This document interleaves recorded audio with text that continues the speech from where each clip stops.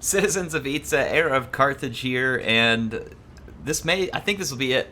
I think this will be the final episode of the GOR-ROK campaign. It took a long time for me to get it done, mostly just because I've, went through holidays and different content releases and all kinds of stuff where I had to wait for mods to get it. Anyway, it took way too long, but I've enjoyed it. And if this is the last episode, then I will do my best to make it a good one. And regardless of whether it's the last episode, let me say thank you to all of you who are coming along for the ride. Many of you all have liked this campaign, and I've really enjoyed playing it, so I appreciate you being here. It looks like I was sending to Itza to help reinforce. On Ulthwan, but there's some tomb jerks out here. King Ratik? Alright, let's get rid of this loser. He's chasing our friends anyway. Yeah, get out of here. Anyway.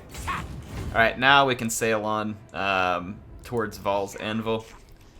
Get on our way, chase off the tomb jerks. We're going to go take some high seas attrition as well as themselves. And if I remember right, we got a little bit of a rat problem in southeastern Lustria. Just minor problem. Nothing to write home about. It's not like it's 7 or 8 gigantic armies full of rats. It's actually exactly that. But, we're going to deal with it. We got the Jurassic Park Rangers on the way. I don't know anybody else who is any more well-suited to killing rat. Now, where did all my armies end up at? Right, Gustav's over here. Everybody's over here. We're just, making a run back here as quick as we can make it. Alright, so everybody's running back. Rockmole Crater. We did have some jerks here to the south that need to be dealt with. At the Sentinels of Zeti. Yeah, it's Vashnar. So I will head on to do that, and that leaves me, it looks like, 3 different armies to head south and go after the Skaven. And then I summon this army just to throw a little bit of extra in their way, so we should be able to handle all of them. I'm going to take care of all the nonsense stuff, skill points, buildings, stuff at this point that is not really a huge part of the campaign.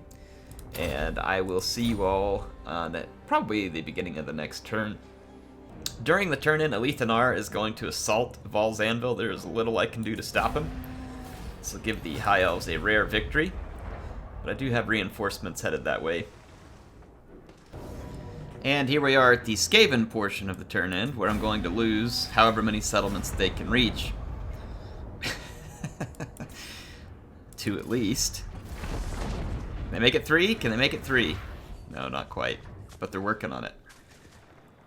Okay, so Alethanar at Val's Anvil. He attacked it and was able to immediately heal.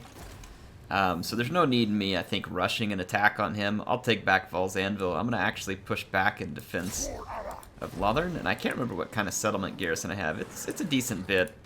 It's enough to put up a good fight against the Tomb Kings, should that fight be needed. I'm considering whether I should push further into Lothern territory. I don't really feel like I should, but I don't really want to stay here and camp out at the Tower of Assyrian. I wish there was just an easier way on and off the island.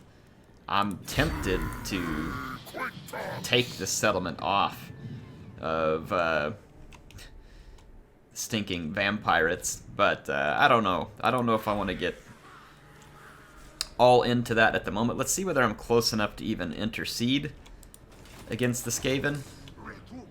They're certainly moving north at a somewhat alarming speed.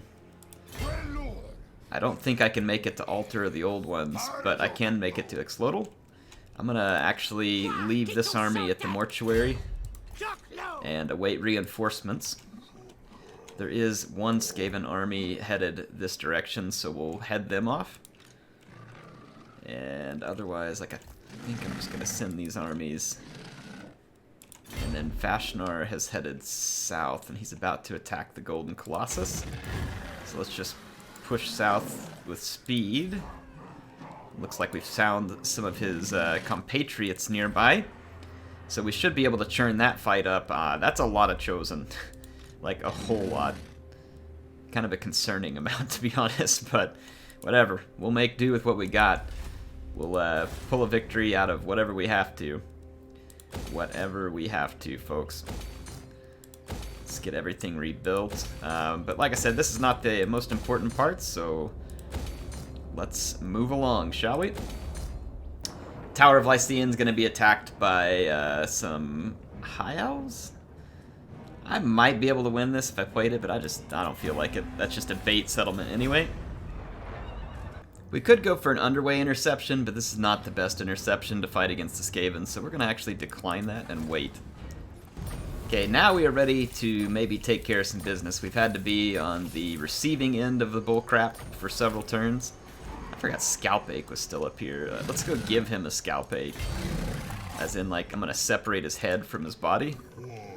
That might help him out with some of the pain that he will no doubt be feeling very soon. Mortuary. Ooh, there's only so many defenders here. They're gonna need reinforcements. Squawkmole Crater, however, is a little more self-sustaining. We're not gonna quite be able to reach the mortuary. If I force march, I still don't think I can make it within reinforcement range. This is unfortunate. Unfortunate indeed, so not much else I can do other than I don't want to move up and force march and get caught in a bad battle that way. Now here, the Jurassic Park Rangers have been able to separate out a victim, and let's have them visit the park, shall we? Or in this case, the park visits you. Well, Hellkeek's troops started this day like just about every other, going through piles of rotten food, rolling around in excrement, and spreading plague, but today is the day that they will be cleansed. Yes, this is almost like a bath that my lizards will be giving them, if you want to think of it that way. They'll be purged. Purged by the fire of the Old One's plan. Oh, it's beautiful. Anyway, yeah, this is pretty straightforward. Not much to commentate here in terms of strategy. This is going to just be an absolute Skaven roll. There's going to be very little that Skaven can do about it. Hellkeek will summon some Warp Lightning. He'll attempt to stave things off here, but there's little they can do to stop the tide of death that is upon them. Check out this, too. We're going to get a double burning alignment. Should be beautiful. If I can get the mouse in the right direction, sorry. Yeah, there's your double burning alignment right through the middle of a bunch of storm vermin with halberds that were headed this way, chasing my Carnosaur. That was weird, like I pushed the mouse to turn around and the camera totally bounced another direction. Occasionally happens in this game, I'm not really sure why. I think it has something to do with the cinematic camera that I use, the one that has the cinematic smoothing. Anyway, all that's left is a bunch of storm vermin over here. They'll be fairly tough customers, but they in no way have enough strength to hold out against the absolute dino party that awaits them. Been using some summons to hold their skirmishers in place. They keep summoning clan rats onto my Bastillodons with solar engines, but you can see how that's going for them. Not well. You would think if you're gonna summon some of those clan rats that they may want to put it on a unit where it might make a difference, but what unit is that in this army? There's not really any squishy targets for the Skaven here, so I can't exactly blame them. As is typical, their skirmishers are just going to take off running in every direction, and because of the leadership buffs that the AI gets, even when you kill their entire army, their skirmishers will stay alive and continue to fire at you until they run out of ammunition. They're very difficult to catch. I think it's they're always difficult to catch because they have like snares and poison and a bunch of stuff like that. But it gets even more difficult when the AI is in control of them. I don't know. I think maybe it's leadership buffs or something they get. I don't know what it is, but skirmisher busting is best done by horned ones. It's also pretty effective to be able to use a Carnosaur. Units that are fast enough. The Carnosaur's a little faster. Actually, Ripperdactyl Riders also very good for that purpose in a campaign. Yeah, this is just going to be an absolute Skaven stomp. Hellkeek is going to be defeated, and that's pretty much it. I will see you all back on the campaign map. Well, if John Hammond taught Hellkeek anything, it's that life finds a way. Unless you're a rat. And then life finds a way to end. In any case, let's eat some rats, shall we?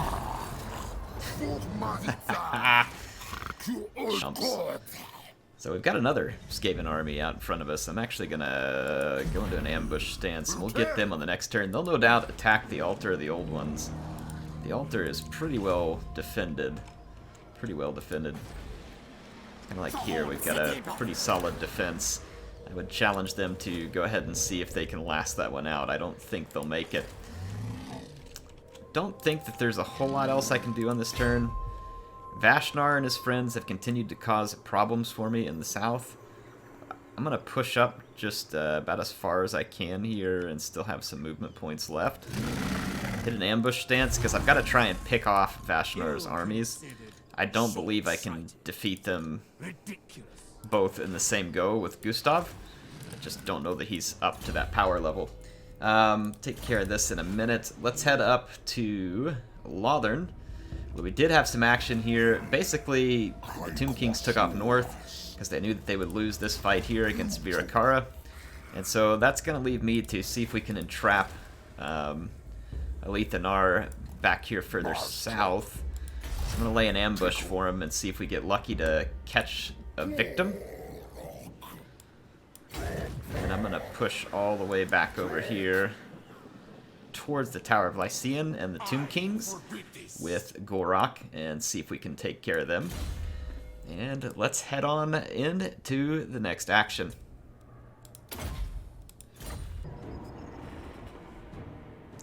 Well, our ambush didn't work, but we're in a fight against Alethanar.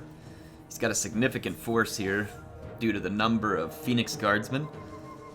But his lack of range should make our salamanders fairly effective here, so let's see what we can do.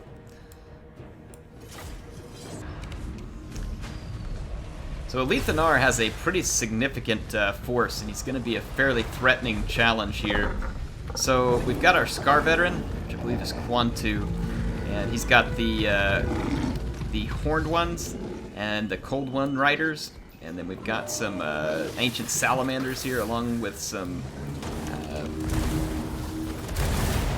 Razor Dawn hunting packs. Man, their name always escapes me for a moment. I apologize. Anyway, I'm going to have to skirmish this army to death. If I take this army head-on in melee, this is not GOR-ROK's Saurus Warriors and Temple Guards with Croak. This High Elf army will absolutely murder me if I take it head-on and give them the melee they want. Martial prowess and the type of chevrons and other buffs from Alethanar at this point is going to be a significant force to deal with. So I'm using all of my fast movers to kind of corral and split off some of the High Elves so that I can deal them some skirmish justice. So you can see a couple of their units have already taken the bait, and as they chase one unit, they get shot by another. Ancient Salamanders are really good at putting significant hurt on tight groups of infantry. If you hit that group of infantry and it starts to break up a little, target the next group that's still in a blocky formation. Speaking of blocky formation, I got all my troops waiting way back here in the back in a safe zone.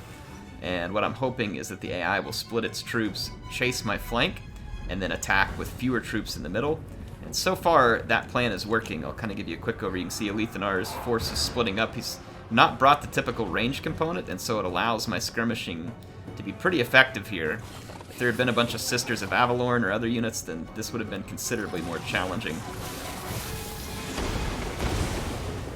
Instead, my cute little salamanders are just going to be puking fireballs all over the High Elves for ages. Got a summon here. It's just going to be a Feral Cold One to try and keep their Lothern Sea Guard busy, keep it out of the fight for a minute so it can't shoot my Razor Dawn hunting packs, which are struggling to get shots in. They really need to make Razor Dawn hunting packs. I can understand why, like, the Salamander hunting packs can only fire forward because they're shooting it out of their mouth. These guys are whipping stuff out of their tail, and I feel like that they should have a 360 arc. If they need to adjust the price of this unit, that's fine, but also when you consider the difference between this unit and, say, a Salamander hunting pack, which is just shooting the fireballs, the Salamander hunting pack can work a little more viably from a standstill against the targets that it hunts. These guys are armor killers, and I feel like they need to be able to hit on the move. They're already slower than heavy cavalry, so it would still make them a bit of a liability, but then you could combine them with chameleon skinks quite nicely.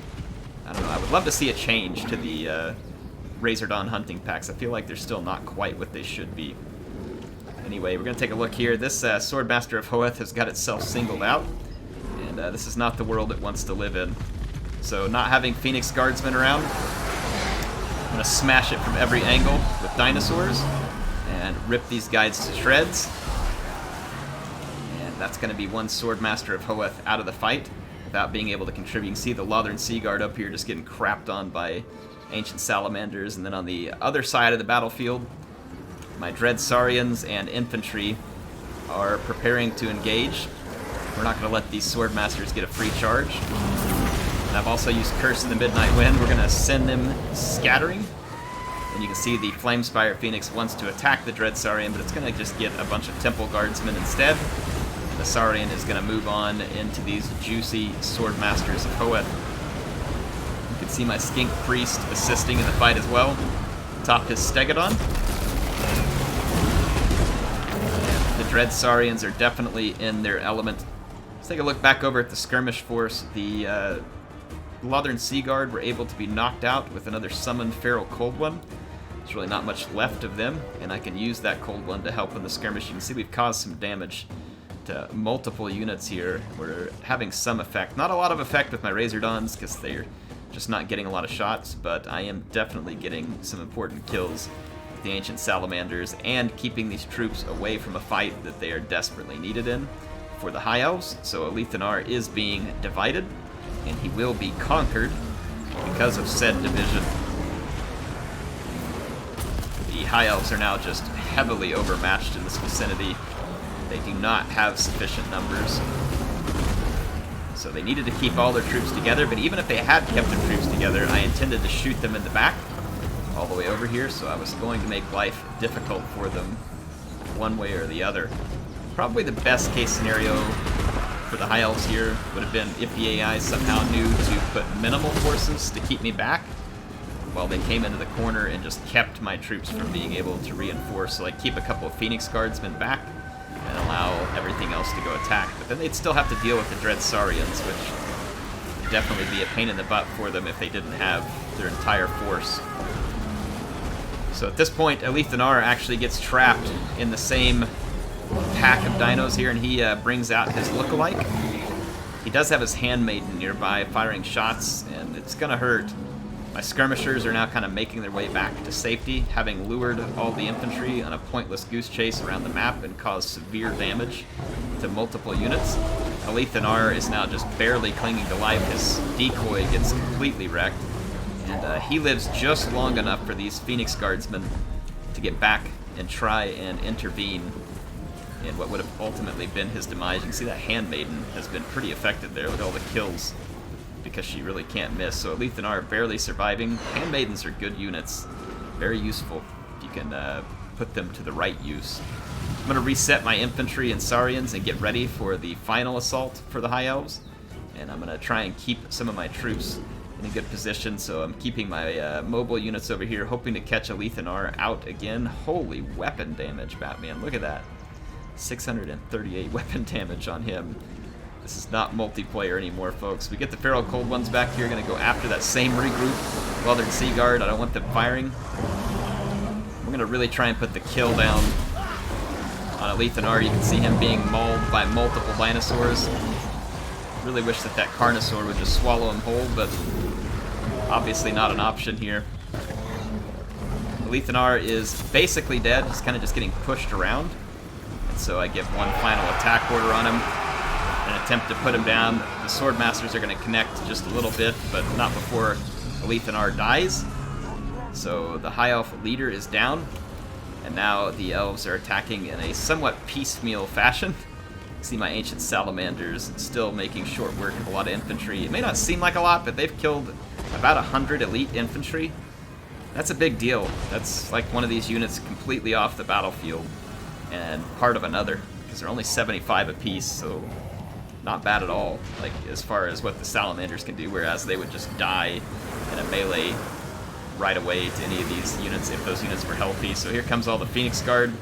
They're going to put up their fight. My fast movers are just going to outmaneuver, again, all the chasing infantry and lure the Handmaiden out onto her own.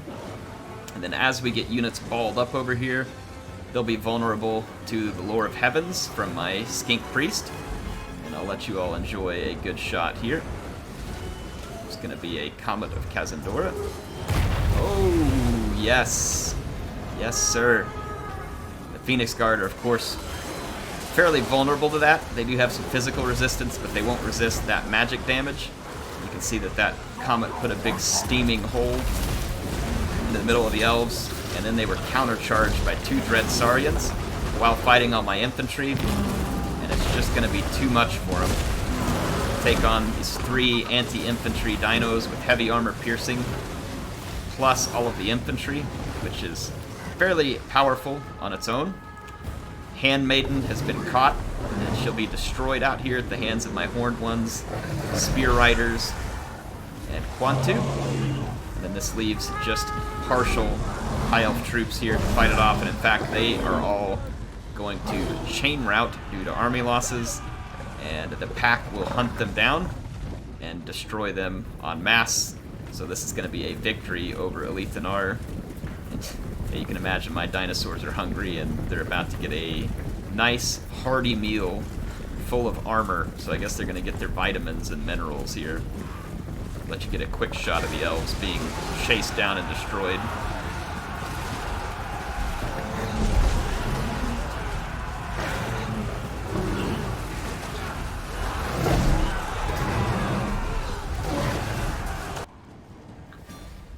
That is a big victory for Virakara and his troops. Not an easy feat. You all are used to seeing me like curb stomp elf infantry, but that's because we have Krok, and GOR-ROK specifically buffs up his Saurus and Temple Guards to ridiculous levels. That is not the case with this army, and so a victory. Alright, my summoned Dino army has been trapped by Scrot and Compule. Fighting this doesn't really make a whole lot of difference. I mean, I might be able to win it because it's a walled settlement, but I just don't feel like taking the time because we're going to get these guys. Same thing here. Alter the Old Ones hate this, but we'll rebuild it.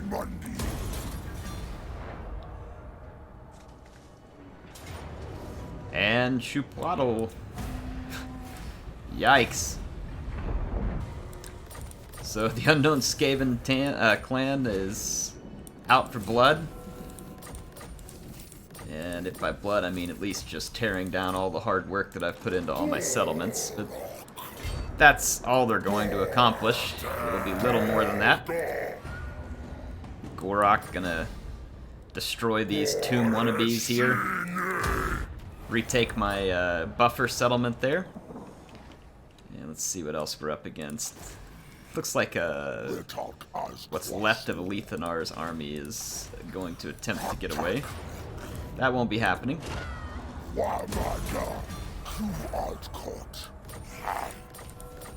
No, we're not replenishing here.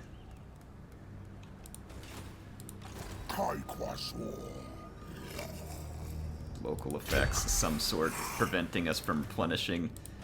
I'll probably just swing back to Lothern, actually. Be the best way to get replenished the quickest. And keep my army safe. GOR-ROK has hit level 59. He's very near the end of accomplishing everything that he's capable of here. Let's see, Agility of the Lizard. Missile resistance, I'm less worried about. But you know what? Missile resistance, magic resistance here on the end probably wouldn't hurt. I mean, you never know. You never know. See our Saurus Old Blood here. Sacred Guardian. Jungle Domination. Let's just go with Predatory Fighter and start working that up for Virakara. Oh. Blade Master Thick-Skinned.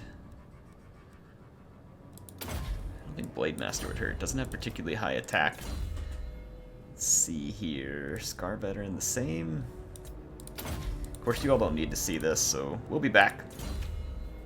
Alright, I was able to catch up with Compule here with Patchy's army. The auto-resolve says it's going to treat me good, so I'm going to take that risk. Never mind, we're going to fight this battle, and I'll reload and see you on the battle map. What a freaking jack job. Alright, so the auto-resolve said that Patchy was going to lose a bunch of units versus Compule, the rat, and we shall see. I've got Ripperdactyl Riders here, which are just fantastic for cleaning up Skaven skirmishers. Really good against any faction skirmishers, and then of course late game against infantry that's beaten up. They get a lot of armor-piercing damage done. Very handy units. You can see Patchy, the salty one right here, and he is indeed salty. I mean, look at this man. He's lazy. Does he look like he wanted to get up on his throne and ride into battle today? No, he needed a rest. The auto-resolve just wasn't having it, so unleash fire all over the Skaven. Because they don't have a lot of armor, these salamander hunting packs are going to be, or sorry, these Skaven skirmishers are going to suffer pretty badly with salamander hunting packs. That nice damage there. So, and then we're going to bring in the Ripperdactyl Riders to stop the Doom Wheel. It was just not necessarily an infantry unit, but it could be stopped by them. If they deal armor-piercing damage, they'll pretty quickly put an end to it. And we're going to be able to summon some Feral Cold Ones back here to do some work, and the infantry fight is underway, and I think we all knew that this fight wasn't really going anywhere good for the Skaven.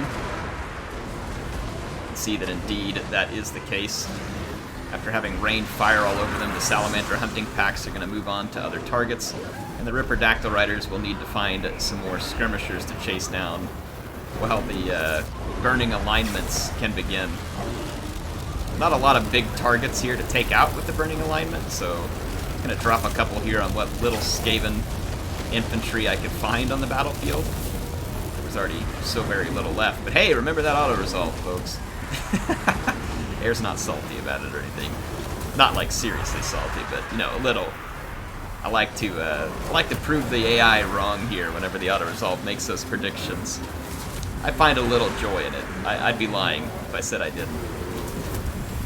Oh yeah, get 'em, Patchy. That's what they get, making you wake up from a nap.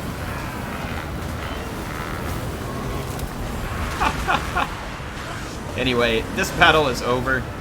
As you can see, I'm not going to take any significant losses here. The Skaven really have no prayer against Patchy's army. It's quite substantial, and they are in way over their head. Alright, there you go. Auto-resolve versus reality. We took like a dozen losses, maybe, if that. CA, please. Fix this. It's not a battle that needs to be played in person. The next battle, I guess we're gonna fight this one as well. No, because we can't reach them on this particular turn in. Alter the old ones is safe. We need to head south, because we've still got problems to our south. If I resettle marks the old ones, I'm a little bit worried. These guys will just pull loose and attack me, so I'm gonna move south and head into an ambush stance. And we'll await our opportunities there. And then I'm gonna move forward and see if we can spot Vashnar and his men here. Nothing yet with Gustav, so his men are likely headed through the desert and on to create more trouble. Let's see, we're safe at Lothern, and GOR-ROK is still for a turn. Teitza should be able to try and get headed our direction. He's going to have to head across, make the crossing, and land in friendly territory. And somehow we've managed to lose a unit through here. I guess we will take care of it whenever we make landfall. Salt! Ooh, that looks like something that Air would like to have. We always like salt here, folks. We always like salt. Alright. Well, time for us to give Scourgebake his Scourgebake. Let's get him. Alright, so Scourgebake and his Howlers are here. It's quite an interesting army. There's going to be a bunch of Forsaken. There's even some Flagellants fighting alongside some Plague Monk Censer Bearers. And then there are some Goblin Archers amidst all this as well. So a very odd combination of troops indeed for Scourgebake. And oh boy, I can't wait. I'm so excited to get some revenge underway. This army has been irritating me for quite some time. See the Doomwheel over here taking some shots from the Bastiladons with solar engines. And Furak here going right up the middle into a bunch of Forsaken. These Gobbo fanatics doing their thing. Oh, get him, Carno. Yeah, the beatdown is underway, folks. It is underway. Let you get a picture back here. There's an entire large line engagement. And some of the infantry for the enemy here is substantial. The Censer Bearers and other units are definitely capable of dishing some damage out, especially if they have gotten some chevronage. You're going to see here a couple of burning alignments. One's going to come in the middle here, coming almost simultaneously. Burn a nice gaping hole through a bunch of Forsaken. So that will help turn the infantry fight even quicker than it already was. Opens a nice hole here in the middle for my Horned ones to come charging through. Scourgebake's actually right there in the middle fighting. He's going to be attacked by Furak now. So the Skaven Warlord is going to get Ancient Croxy golfed. And that's going to leave the Skirmishers wide open to be shredded. Horned ones, baby. I know I say it in almost every battle, but I didn't used to like them much until I found their calling in life, which is just absolutely dominating Skirmishers, especially Skaven ones, since they have that shield and they have better melee defense. But hey, we'll take it. In this case, we'll take it. Plenty of goblins to kill. So Scourgebake's army has been utterly defeated, and he will be pushed out.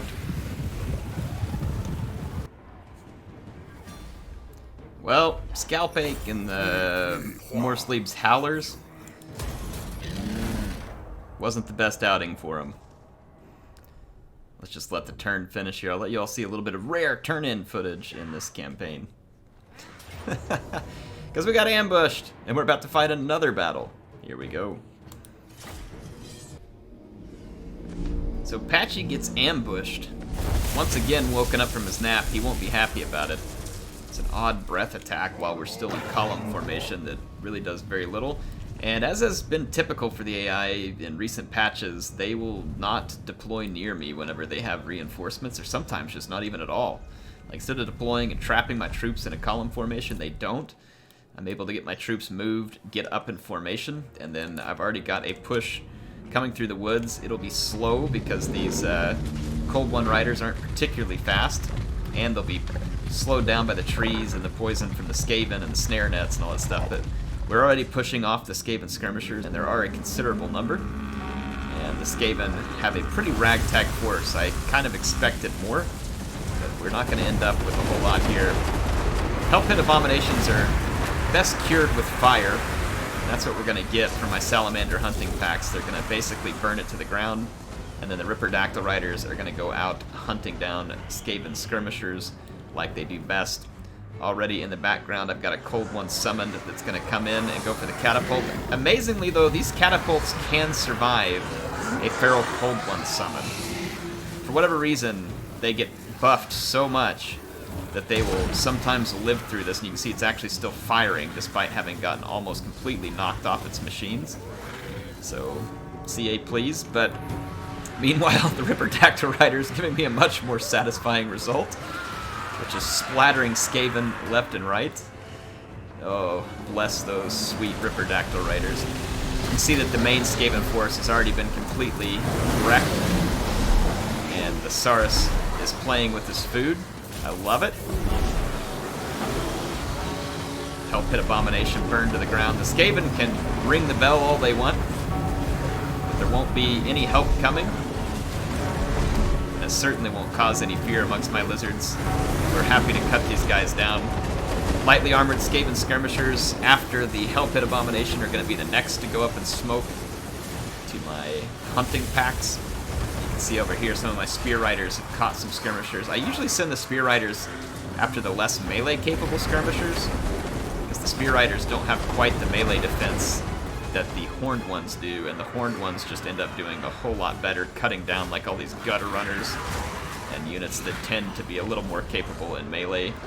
So the Skaven are pretty much defeated. We have to finish chewing these guys up, spitting them out, I guess. And the few Skaven reinforcements that are coming, of course, typical AI fashion, not in a rush, and not being coordinated. CA, please. Like, seriously, fix this. I'm not complaining that I get an easy victory here, but I guess I kind of am complaining a little bit because the victory was a little too easy. It's a little anticlimactic when you get into the late game and AI can't even use an ambush properly. And as you can imagine, actually I'm going to fast forward because I want you all to see what I do to these last few skirmishers on the other side real quick. I'm going to fast forward until my troops come over here and get lined up. I have a pretty entertaining end for the Skaven reinforcements over here as I pulled up. I started to see what it was that was coming after me. I'll fast forward and let you all see what we do to them. So there's going to be a burning alignment come from a couple of different directions, completely overkill for what they have here. And then on top of it all, Apache's going to drop some dwellers below. And if these Skaven didn't have enough reason to run, they just received enough. And that's exactly what they're going to do. They don't even get to start fighting. Later.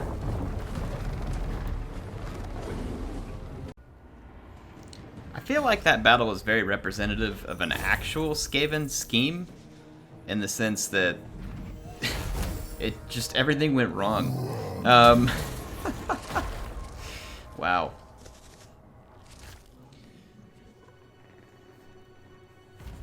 So, the Unknown Skaven clan and some of these random armies are paying a dear price for having chosen to oppose me.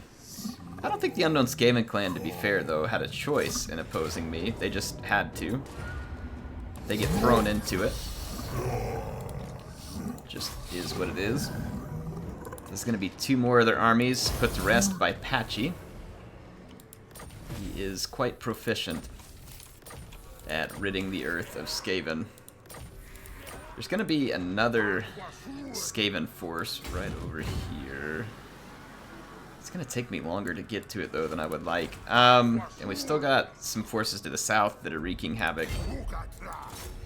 Let's go ahead and colonize the marks of the old one. We should be able to replenish very quickly and just kind of get things on the mend. I'm going to go ahead and put Patchy into force march and head back this direction. And see if we can go get this other army flushed. And I do mean flushed, as in, like, down the crapper, where they belong. Actually, it looks like Vashnar has left his troops open for this. How convenient. They already have a garrison force to help them, and it's, like, fully replenished. This would not happen if you were the player, but it happens for the AI. It's very convenient for them, and kind of helps them justify themselves.